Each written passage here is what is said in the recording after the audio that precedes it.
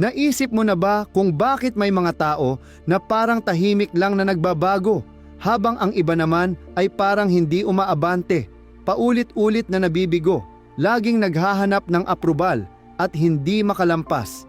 Heto ang katotohanang madalas hindi nakikita ng marami. Ang tunay na pagbabago ay hindi nangyayari sa pagpapaliwanag ng sarili. Hindi ito nagmumula sa pagiging maingay, mabilis, o palaging nasa sentro. Nangyayari ito sa katahimikan, sa mga sandaling walang nakakakita, sa mga maagang umaga, sa mga disiplinadong desisyon, sa tahimik na paggawa na binabago ka mula sa loob. Dito tumatama ng pinakamatindi ang stoicism, dahil hindi ka nito tinuturuang magpakita, kundi magpokus, magbuo ng panloob na lakas na sobrang tibay, hindi kayang yanigin ng mundo. Ngayon, sisirain natin ang maling paniniwala na ang katahimikan ay kahinaan, sapagkat ito ay isang estratehiya. At paano ba nakakalaya ang isang tao kapag nagpopokus sa sarili nang walang kailangan na makita o mapuri? Ang mga taong tunay na hinuhubog ang kanilang buhay. Sila na mga bihira na naabot ang tagumpay hindi lang sa panlabas, kundi maging sa kaibuturan. Ay may alam na hindi nauunawaan ng marami. Napasok nila ang isang uri ng karunungan na hindi nangangailangan ng manunood. Hindi sila nabubuhay sa pagbabahagi ng bawat hakbang o pagpapaliwanag ng lahat ng desisyon. Hindi sila palaging nagpapaliwanag ng sarili, habang ang iba ay abala sa pakikipagtalo, paghahanap ng aprobal o pagbuo ng perpektong imahe. Sila ay tahimik at walang kapagurang nagtatayo ng kanilang sarili. Gumagalaw sila na may kalmadong katiyakan, yung uri ng pagkumpirmang hindi humihingi ng pagpapatunay mula sa iba. Natutunan nilang hanapin ang kapayapaan sa progreso at ang kahulugan sa disiplina. At ang paradokso, kung mas kumunti ang sinasabi nila, mas nagiging makapangyarihan sila dahil may isang uri ng arawi o binasyon sa mga taong tahimik kumikilos. Ramdam mo ito kapag nasa paligid mo sila. Ang kanilang presensya ay nagsasalita ng walang salita. Dama mo ang kanilang focus, kalinawan at panloob na kapayapaan. At ang lahat ng ito ay hindi dahil sa pagtatrabahong magpa-impress. Naisalaysay ni Plato, ang matalino nagsasalita dahil may sinasabi, ang mangmang dahil kailangang magsalita. Hindi ito tungkol sa paghihinto ng bunsod na iparinig ang boses mo, kundi sisiguraduhin mong may laman at diwa ang sasabihin mo, hindi lang ingay. Ngunit bakit nga ba milagro ang katahimikan? Simpleng pagpipigil lang ba ito sa sarili? Pag-iwas lang ba sa mababaw na usapan o drama? Hindi. Ang tunay na katahimikang nagbabago ay hindi pasibo. Hindi siya bastang kawalan ng salita, kundi presensya ng lalim. Aktibo ito, intensyonal. Dito lumilinaw ang diwa mo, sumasalansan ang mga isipin, at naipupondo ang lakas mo. Hindi ito walang laman, punong-puno ito ng pag-unawa, pag-asa at kalinawan. Kapag lumayo ka sa palaging ingay at agaw pansin ng mundo, hindi kumiihinto ang utak mo, nagbabago ito ng takbo. At sa katahimikang iyon, may kamangha-manghang nangyayari. Nakikita mo ang sarili mo ng mas malinaw. Nababawasan ang kalabuan, nagsisimulang magpakita ang tunay na daan, hindi dahil ibinigay ito ng iba, kundi napagbigyan mo ang puwang ang sarili mo na lumitaw ito. Sinabi ni Carl Jung, ang nagmamasid sa labas, nananaginip, ang tumitingin sa loob, nagigising. Sa katahimikan, nagigising ka sa sarili mong mga gawa. Naririnig mo ang mga kwento na paulit-ulit mong binubulong sa sarili mo. Hinaharap mo ang mga hirap na dati itinakpan mo ng ingay. Iyan ang dahilan kung bakit din iniiwasan ito ng maraming tao. Dahil honest ang katahimikan. Hindi ka pinagtatago. Sa katahimikang iyon, lumilitaw ang pagdududa, pagkakasala at insecurity mo. Imbes na harapin ito, marami ang kumakapit agad sa phone, nagbubukas ng bagong tab, nakikipag-away online, anumang paraan para hindi maiwan ng mag-isa sa sarili. Pero ang pag-iwas hindi iyon neutral. Ang iniiwasan mo hindi lang naglalaho. Lumalalim ito at tahimik na sumisipsip ng lakas mo sa loob. Hinahati ang focus mo at tahimik na humihila ng pagkalito sa mga desisyon mo. Hanggang sa dumating ang puntong nagtataka ka kung bakit pagod na pagod ka kahit konti lang naman ang ginawa mo. O kung bakit parang hindi makagalaw kahit busy ka. Iyon ang bigat ng mga isipin at tensyong hindi mo na proseso. Bakit ba tayo paulit-ulit sa ingay? Dahil nasanay tayong igit na ang nakikita ay mahalaga. Kung mas maraming atensyon, mas importante tayo. Pero sabi ni Aristotle mismong, bago pa magkaroon ng social media, ang tunay na halaga ng buhay ay nasa kamalayan at kapangyarihan ng pagninilay. Hindi sa basta pag-iral lang. Ang palaging paghahanap ng atensyon ay isang anyo ng pag-iwas sa malalim na trabaho. Ibinabadyang laging alerto ang isip, nagre-react, hindi nagninilay. Ano kaya ang mangyayari kung hindi ka na lang magre-react lagi? Kung hindi mo ipapaliwanag lagi ang sarili mo at maglakad lang na may tahimik na tiwala? Kung mas magmamasid ka kaysa magsalita, mas gagawa kaysa mag-post? Makakatipid ka ng enerhiya. Mababawi mo ang mental na lakas na dahan-dahang naubos sa libo-libong walang kwentang interaksyon. At ang lakas na yon, maaari mo itong ipuhunan sa paggawa ng makabuluhang bagay, sa pamumuhay na tunay na akma sa iyo, hindi lang pinapalakpakan. Sabi ni Socrates, ang buhay na hindi pinagninilayan ay hindi karapat-dapat ipamuhay. At sa katahimikan, tunay, mapanaliksik na katahimikan, nagsisimula ang pagsusuri na iyon, hindi ginagabayan ng algorithm, trend o aplos, kundi ng matapat na pag-usisa sa sarili. Ng katahimikang nagpapalitaw ng pinakatunay mong sarili. Ang utak mo, kabaliktaran ng pahayag ng mundo, ay hindi dinisenyo para magproseso ng libo-libong opinyon, araw-araw. Hindi para sa walang humpay na multitasking, reaksyon o pagkumpara. Dinisenyo ito para mag-focus, magtasa at umangkop. Ngunit kapag naulanan ito ng ingay, chismis, walang humpay na pag-scroll o walang kwentang drama, nagsisimulang magkaroon ng mali ang proseso ng utak. Nawawala ang linaw, nawawala ang grounding, nawawala ang dating edge mo, yung katangian na dati matapang, matalas at may layunin. At ano ang tunay na kapalit? Hindi lang pagkapagod, hindi lang kalituhan.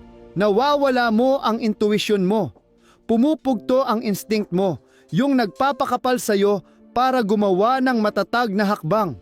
Yung mahinahong erosyon ng panloob na kalinawan, ang mas delikado kesa sa anumang isang pagkabigo. Dahil kapag nawala ang linaw, hindi mo na pagkakatiwalaan ang sarili mo. Nag-aalinlangan ka, paulit-ulit na nagdududa. Subalit anong kung piliin mo ang ibabang landas? Ano kaya ang itsura ng buhay mo kung bawiin mo ang atensyon mo at ituon ito sa loob? Anong uri ng tao ang maaring maging ikaw kung ang pagkakakilanlan mo ay hindi nakabase sa panglabas na tingin ng mundo, kundi sa kalaliman ng pagkakakilala mo sa sarili? Anong klaseng progreso ang magagawa mo kung hindi mo na kailangan mag-ingay? Kung sasabayan mo lang ang trabaho, tahimik, mapagtiis, at hayaan ang resulta ang magsalita para sa sarili mo. Tanungin mo ang sarili mo, gaano kadalas nawawala ang mahalagang sandali, oportunidad, minsan buong araw, dahil lang sa pagre-react sa mga walang kabuluhang distraksyon. Hindi dahil makapangyarihan ang mga distraksyong ito, kundi dahil mapanatili sila. Text dito. Headline doon, pag-away na walang dahilan na matagal mo pang nadadala at di mo namamalayan, ubos na ang araw mo. Hindi sa makabuluhang paraan, kundi nagsabog-sabog. Nararamdaman mo ang pagod, hindi sa pagod na pisikal, kundi dahil hinati ng sobrang puwersa ang atensyon mo. Para kang sinugatan ng libo-libong maliit na hiwa, hindi sabay-sabay na naubos, kundi unti-unti nilalapot ang focus mo, drive at kalinawan. Gaano kadalas mo nararamdaman ang pagod? Hindi dahil sa pagod sa katawan, kundi dahil pinaghiwalay-hiwalay ang atensyon mo. Hindi lang iyan imaginasyon, ito'y biolohikal na katotohanan.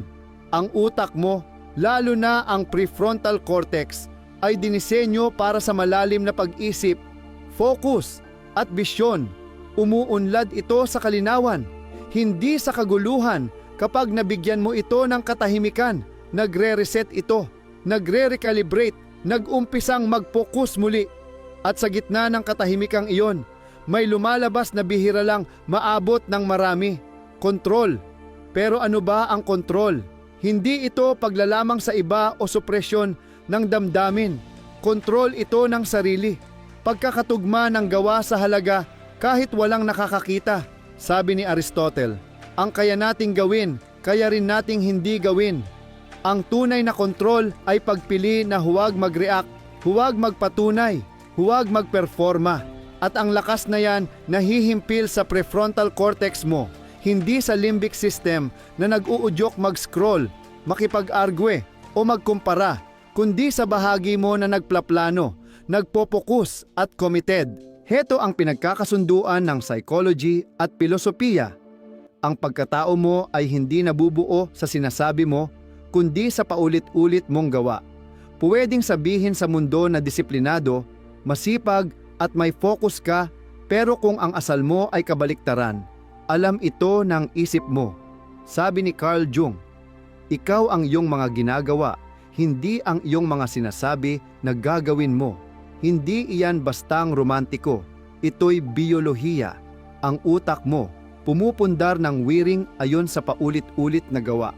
Kapag maaga kang gumigising, nag-ehersisyo at umiiwas sa distraksyon, lalong lumalakas ang prefrontal cortex mo. Lumalalim ang neural pathway. Hindi mo lang pinipilit baguhin ang gawa mo, nagiging iba ka na talaga. Pero hindi ba ang motibasyon ang pangunahing dahilan ng pagkilos? Hindi ba iyon dapat ang tumutulak sa atin? Heto ang hindi nakikita ng marami. Ang tunay na motibasyon, hindi iyon panlabas. Ito ay neurological. Hindi nagtatagal ang drive kung laging sa applause lang nagigising ito sa progreso. Ang dopamine, ang kemikal ng utak na nagsisilbing motibasyon, hindi bastang sumasabog sa sistema kapag pinuri ka, kundi kapag nakita mo ang sarili mong umaasenso, kapag natapos mo ang isa pang chapter, nakatapos ng isang takbo, natupad ang pangako mo sa sarili mo, at ang kapanapanabik. Lahat ito nangyayari ng pinakamahusay sa katahimikan, sa mga sandaling walang nakakakita, yung 9:00 na sigasig, pagpili na kumain ng may layunin, pagtrabahuhan imbes na mag-scroll. Dito kagantimpalan ng utak mo. Kaya bakit nga ba ang bilis nating ipangalandakan ang mga intensyon natin? Hindi pa nga nagsisimula. Magpapapayat ako, susulat ako ng libro. Magtatayo ako ng malaking bagay, ang sarap isipin, ang sarap sabihin, parang may nangyayari na ngunit sabi ng neuroscience. Iba ang nangyayari sa loob ng utak natin kapag masyado maagang ibinabahagi ang ating mga layunin. Nagpapakawala ng dopamine.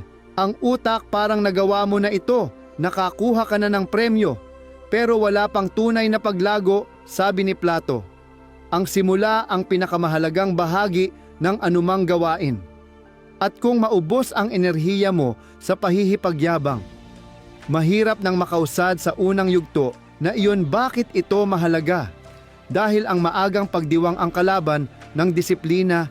Kapag napagkakamalan mo ang pagpapahayag sa paggawa, napapaniwala mo ang sarili mo na may nagawa ka, na nagtatayo ka ng pagkakakilanlan na base sa kung ano ang nakikita ng iba, hindi sa tunay na gawa.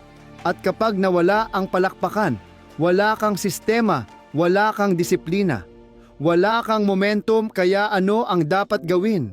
Magsalita ng kaunti, gumawa ng marami, hayaang ang mga gawa mo ang magsalita, hayaang ang katahimikan, ang pudyan kung saan nabubuo ang bagong pagkatao mo, hindi dahil sinabi mo sa buong mundo kung sino ang pakay mo, kundi dahil tahimik mo itong naging ikaw ang tunay na pagbabago hindi nakukuha sa pagpopost ng mga pangako o pagsasabit ng papuri. Hindi ito galing sa perpektong status update o pagbabahagi ng malalaking hangarin. Ito ay libong lihim na desisyon na ginagawa mo araw-araw sa mga pagkakataong walang nanonood. Gumigising ka ng sabay na oras. Tuwing umaga, pumupunta ka sa ehersisyo, hindi dahil may nagbabantay, kundi dahil nangako ka sa sarili mo. Binubuksan mo ang libro. Hinaharap mo ang proyekto. Pinipigilan mo ang pag-scroll at sa ginagawa mo ito, mahinahon mong binabago ang utak mo hindi sa simbolo, kundi sa tunay na pagbabago ng ugat ng neurons. Nagtatayo ka ng bagong circuits ng disiplina, focus at drive, at ang nakikita ng mundo bilang pagbabago ay byproduct lang ng konsistensya na hindi nila napansin. Bakit nga ba karamihan nakakapansin sa pagbabago kapag nangyari na lang? Dahil ang tunay na paglago, madalas ay hindi nakikita nangyayari ito sa mga maagaang umaga, sa malalim na gabi sa pagdesisyon muli, kung kailan pwede ka naman sumuko mahal ng mundo ang resulta. Pero bulag sa proseso at dito, nagiging hindi komportable ang tunay na paglago, hindi lang naghihiwalay sa luma mong gawi, pinaghihiwalay ka rin nito sa luma mong sarili at sa mga taong kapit pa rin sa lumang ikaw. Ano ngayon ang gagawin mo kung nagbabago ka pero hindi ang paligid mo? Doon nagsisimula ang alitan, ang mga malalapit sa iyo, pamilya, kaibigan, katrabaho. Magsisimulang magtanong, hindi laging may masamang intensyon, kundi dahil sa di pagkomportable na huhuli ng evolusyon mo ang comfort zone. Nila hinahamon ang fixed image nila ng kung sino ka, sabi ni Carl Jung. Ang pinakakakilakilabot ay ang tanggapin ang sarili ng buong buo. At sa pagyakap mo sa bagong ikaw, napipilitan din sila magbago ng pananaw sa iyo. At siguro sa sarili nila rin. Kaya mo ba yon? Kaya mo bang manahimik kahit may kalituhan, pangungutya o pamumuna? Kaya mo bang maglakad ng walang palakpakan sa bawat hakbang? Sapagkat kung kaya mo, may bihirang nangyayari. Hindi mo na kailangan ng pahintulot. Hindi mo na kailangan ang pagkaunawa ng iba. Nagiging untuckable ka sa loob, nagkakaroon ka ng resilience na hindi reactive, kundi nakaugat. Hindi dahil hindi mo na nararanasan ang pag-aalinlangan, kundi nasanay ka na ituloy ang lakad sa katahimikan. Sa kabila nito, ito ang tinutukoy ng mga Stoic philosopher na strength of character. Sabi ni Marcus Aurelius, huwag mo nang ubusin ang oras mo sa pagtatalo kung ano ang dapat mabuting tao, maging isa ka. Walang kailangan ng anunsyo, walang kailangan ng justification o kwento ng disiplina mo, maging ito ng tahimik at konsistente. Tingnan mo ang kasaysayan, ang mga nag-iwan ng malaking bakas, hindi naubos sa paliwanag, ang enerhiya nakatutok sa paggawa. Sa pagiging, sa paghahatid, isipin mo, hindi nag-aanunsyo ang mga leon, sa gubat tahimik silang nagreronda. Nakatutok, mapanganib, matiyaga. Hindi sino-sino ang sumisigaw sa operasyon, ang mga seryosong surgeon. Bawat kilos, tahimik, sadyang iniiwasan ang ingay. Hindi kawalan ang katahimikan nila. Ito ay ganap na presensya. Kaya paano kung ang katahimikan mo, hindi kawalan, kundi senyales? Paano kung hindi ito pagkukulang, kundi pinakamataas na anyo ng disiplina? Yung disiplina na hindi naghahanap ng mapansin. Dahil alam nito ang halaga niya, yung disiplina na hindi umaasa sa palakpakan. Dahil ang premyo nito ay mismong momentum, na tahimik na umuusbong sa ilalim yan. Ang klasing katahimikan na nagbibigay ng pagbabago yan, ang katahimikan na pagsumikat. Wala nang kailangang sabihin ang tanong, kaya mo bang maging taong iyan kahit hindi palakpakan? Hindi lang focus ang atensyon. Ito ay enerhiya, tunay na likas na enerhiya sa utak. At katulad ng anumang enerhiya, naubos ito may limitasyon sa binibigay ng utak natin. Bawat araw umaasa ito sa mga neurotransmitter tulad ng norepinephrine at acetylcholine, ang mga kemikal na pagmumulan ng focus planong may tuon, at masigasig na paggawa, ngunit hindi yan walang katapusan. Bawat beses na check ka ng phone na walang dahilan. Bawat beses na nagbubukas ka ng 5 tabs na hindi mo namamahala. Bawat beses na nakikipagtalo ka para lang mapatunayan ang punto mo, bagsak sa kanila ang mahalagang enerhiya. Unti-unti kang naubos, kinukuha ng distraction ang kalinawan ng isip mo na sanay na igugol mo sana sa pagbuo ng tunay, ng mahalaga. Gaano kadalas natin iniibigay ang pinakamagagandang oras sa mga bagay na walang kwenta, na hindi nagpapalago, hindi nagpapaunlad, at di nagdudulot ng tunay na pag-usad. Parang palagi na lang ganito, pero paano kung ang piliin mo ay katahimikan? Paano kung sa tukso, magpapatigil ka, hindi dahil sa takot, kundi bilang aksyon ng kapangyarihan? Yung pagpapahinto na yon, mahalaga yan dahil kapag pinili mo ang katahimikan, ang pinili mo ay kalinawan, binibigyan mo ng spasyo ang utak, pinalalaya mo ito mula sa stress, nagiging strategic, nakakapasok na ang mas malalim na layer, yung para saanang mahabang panahon ang isip, yung kreatibidad, yung pagbuo ng pagkakakilanlan, at heto ang irony, ang katahimikan. Akala ng iba walang nangyayari, pero sa loob sumigid, umaapaw, gumugulong ang labanan ng isip at damdamin, ang pag-upong tahimik. Di iyon kawalan aksyon, iyon ng tapang. Bakit? Dahil pinipilit kang harapin ang mga bagay na madalas iiwasan ng marami sa buhay, ang sarili mo, ang mga alaala, at duda, ang mga sugat na di mo pa napoproseso, ang mga kwentong matagal mo nang sinasabi sa sarili, pero hindi minsang kinwestiyon. Naunawaan ito ni Carl Jung.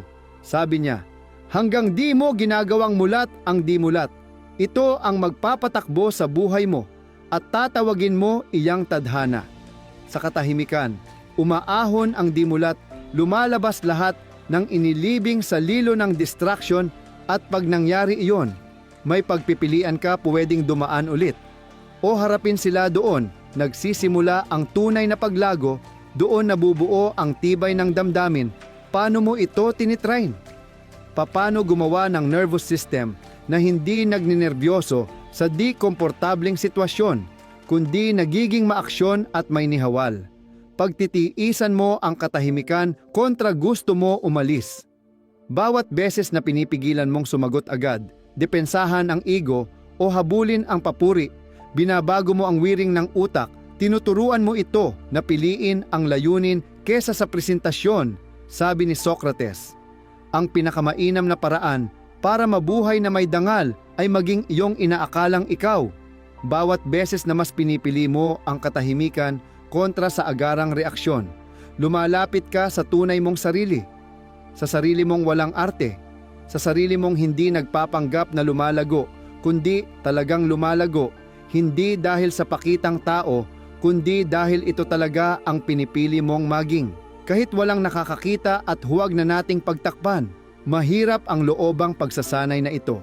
Minsan pakiramdam mo umuusad ka, minsan naman parang umuurong. Pero sa tunay na panahon, nagbabago ang estruktura ng isip, lumalaki ang agwat ng stimulus at response.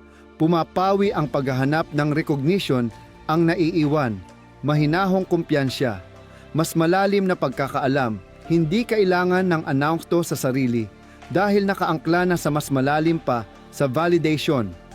Kondensya sa sarili, isipin mo. Gumigising ka araw-araw na alam mo, tunay mong alam, kung ano ang binubuo mo, sino ang gusto mong maging, at bakit mo ito ginagawa. Walang ingay sa isip mo na naghihila sa iyo sa pag-ihambing, walang obsession na maintindihan ng iba, kundi kalinawan. Isang malalim at matatag na pakiramdam ng direksyon na hindi nakabase kung may nakakakita o humahanga man dito. Ganitong klase ng linaw, hindi dumadating dahil sa palakpakan. Nabubuo ito sa katahimikan, dahan-dahan, tuloy-tuloy, at madalas sa kaligtasan. Magsisimula kang mabuhay hindi para sa pagtutunay o pagkilala, kundi para sa pagtutugma. Kapag ang pagkakakilanlan mo ay sumasalamin sa mga ginagawa mo araw-araw, may malaking nangyayari. Titigil kang mangailangan ng paalala na maayos ka dahil alam mo na oo. Bakit kaya sobrang hirap maabot ito para sa karamihan? Kasi tinuruan tayong habulin ang kasikatan imbes na ang husay. Magpakita ng effort imbes na tunay na isabuhay. Pero ito ang pinagkakasunduan ng neuroscience at filosofiya. Hindi bumubuo ng pagkakakilanlan ang isip mula sa sinasabi mo, kundi mula sa ginagawa mo. Ang prefrontal cortex, sentro ng lohika, plano at disiplina, walang pake sa deklarasyon mo. Sabihin mong focused ka, pero buong araw ka namang magulo, madadama ng utak mo yung kontradiksyon. Yung puwang na yon, nagdudulot ng internal conflict, isang klase ng cognitive dissonance na unti-unting nakakaubos ng motibasyon. Pero kung babaliktarin mo yon, kung lagi mong pinapakita sa gawa ang mga layunin mo, kahit walang nakakakita, nagsisimulang kumunek ang utak mo. Nakikita nito ang patterns, ulit-ulit at commitment, at ang pagkakakilanlan nagiging matatag. Doon nagsisimula ang tunay na motibasyon galing nasa loob. Hindi dahil pinuri ka, kundi dahil tinupad mo ang sarili mong salita. Anong itsura ng ganitong transformation? Unti-unti kang natututo maghanap ng progreso imbes na puri. Pinipili mo ang consistency kaysa pa-wow effect. Yung dopamine mo nare-reset. Hindi na ito tumataas sa notifs o likes, kundi sa tahimik na tagumpay. Natapos mo yung trabaho na sinabi mong tatapusin. Nilampasan mo ang hirap. Tinas ang sarili mong pamantayan kahit walang nakatingin. Sabi ni Plato, ang una at pinakamagandang tagumpay ay ang mahigitan ang sarili. At ang tagumpay na iyon, napanalunan sa katahimikan, hindi sa palabas. Napansin mo ba na yung mga talagang hinahangaan mong tao, bihira magpaliwanag ng sarili nila? Hindi sila nagsasayang ng enerhiya, brini-brief ang proseso nila o detalyado bawat kilos.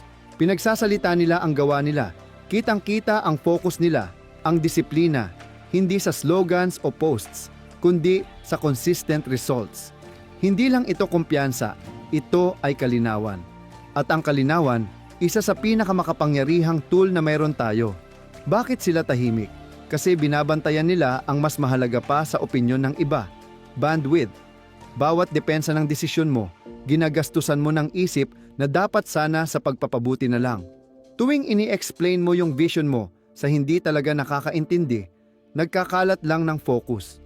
Ang katahimikan hindi pag-atras, kundi pag-iingat. Buffer zone, kung saan nangyayari ang high level na pag-iisip ng walang istorbo. Sabi ni Aristotle, ang kahusayan ay hindi isang aksyon, kundi isang ugali. Nabubuo ang habit sa tahimik na pagitan ng ingay, sa mga desisyong walang nakakakita, sa disiplina na hindi pinapakita online, sa mga oras ng ulit-ulit na walang instant reward. Pero sa tagal, yung pag-uulit nagiging realidad. Yung realidad nagiging pagkakakilanlan. At yung pagkakakilanlan ay nagiging kapangyarihan.